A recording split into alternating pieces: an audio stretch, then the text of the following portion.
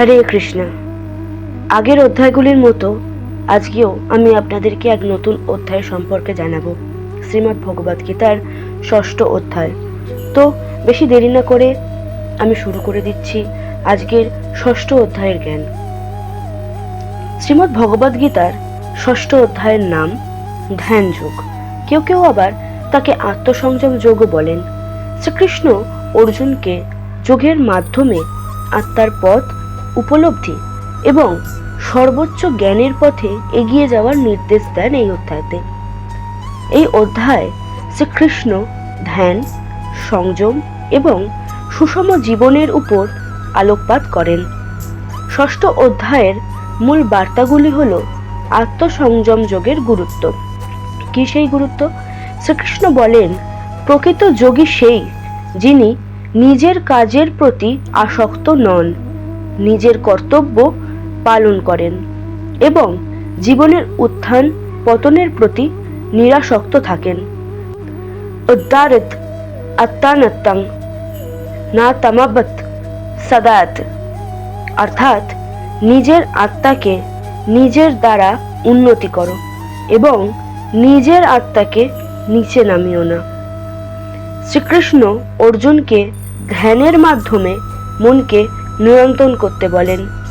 যোগী সর্বদা নিজের মনের উপর নিয়ন্ত্রণ স্থাপন করে এবং ইন্দ্রিয় বোধকে অতিক্রম করেন। যোগীকে বলেন, অতিরিক্ত খাওয়া বা না খাওয়া, বেশি ঘুমানো বা না ঘুমানো, অতিরিক্ত কাজ করা বা অলস থাকা, এই সবই যোগীর পথে বাধা। সুষম জীবনধারা হল যোগীর পথের ভিত্তি। যুক্তাহারা বিশ্বাস যুক্ত চেষ্টস্য কর্মস্য, অর্থাৎ যোগী নিজের মনকে শান্ত রাখেন, সব জীবের মধ্যে ঈশ্বরকে উপলব্ধি করেন এবং সকলকে সমদৃষ্টিতে দেখেন। শ্রীকৃষ্ণ বলেন, প্রকৃত যোগী সেই যিনি সমস্ত জীবের মধ্যে ঈশ্বরকে দেখেন এবং সকল জীবের প্রতি করুণা প্রদর্শন করেন।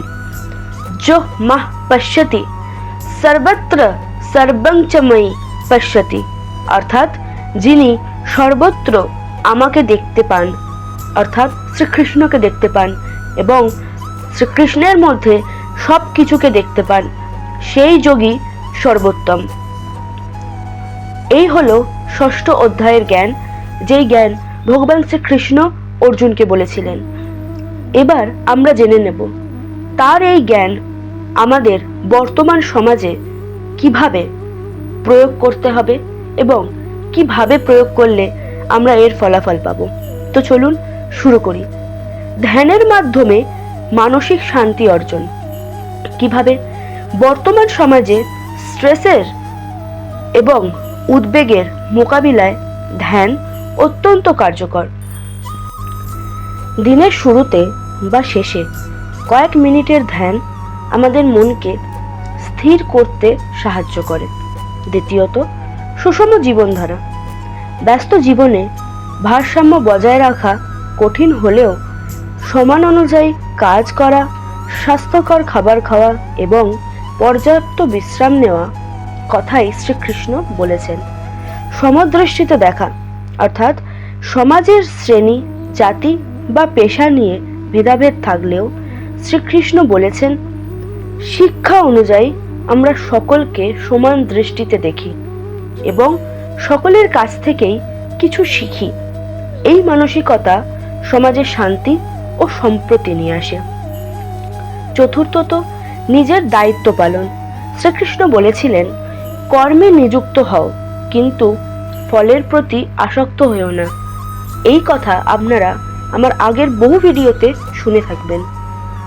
বর্তমান সমাজে এই শিক্ষা অনুসরণ করে আমরা কর্মফল নিয়ে চিন্তা না করে আমাদের দায়িত্ব পালন করতে পারি।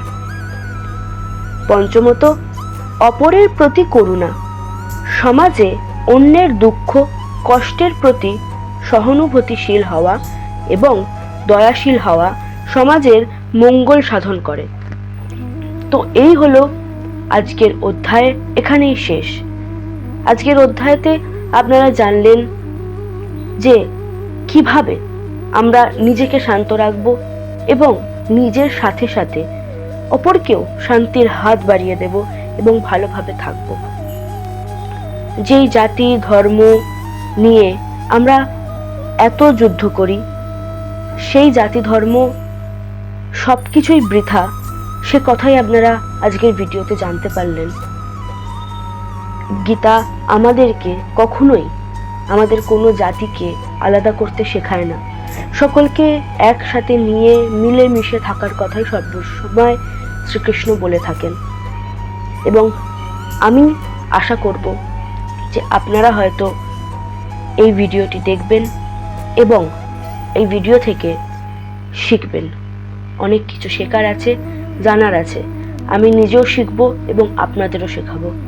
ধন্যবাদ। আজকের ভিডিওতে আমি আমার ডেসক্রিপশন বক্সে আগের 5টি ভিডিওর লিংক আপলোড করে দেব। আপনারা যারা আমার আগের ভিডিওগুলি দেখেননি তারা অবশ্যই আমার আগের ভিডিওগুলি দেখে নেবেন এবং তার সাথে এই ভিডিওটাও দেখবেন। যত পারবেন বন্ধু বান্ধবের মধ্যে শেয়ার করে দেবেন। যারা খুব স্ট্রেসের মধ্যে থাকে, যারা খুব বিজি থাকে, তাদের 5টা মিনিট সময় নিয়ে এই ভিডিওগুলি দেখতে বলবেন। ভালো লাগবে, কিছু শিখুন না শিখুন, ভালো লাগবে। আপনাদের অনেক কিছু আমি আরও বলতে চাই, কিন্তু সময়ের জন্য বলা হয়ে ওঠে না।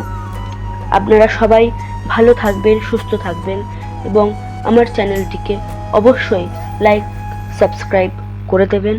আর আমি প্রত্যেক ভিডিওর মতো যেরকম আপনাদেরকে বলি কমেন্টে জানাবেন, ঠিক সেরকমভাবে আজকের ভিডিওতেও আমি আপনাদেরকে বলছি, কোনো যদি প্রশ্ন থাকে, কোনো রকম কোনো যদি কিছু প্রয়োজন পড়ে আপনাদের, আপনারা কমেন্ট বক্সে অবশ্যই জানাবেন। আমি আপনাদের সব প্রশ্নের উত্তর দিয়ে দেব। এবং আমার এই ভিডিওগুলি বেশি বেশি করে শেয়ার করুন, লাইক সাবস্ক্রাইব করে দিন। ভালো থাকুন, সুস্থ থাকুন।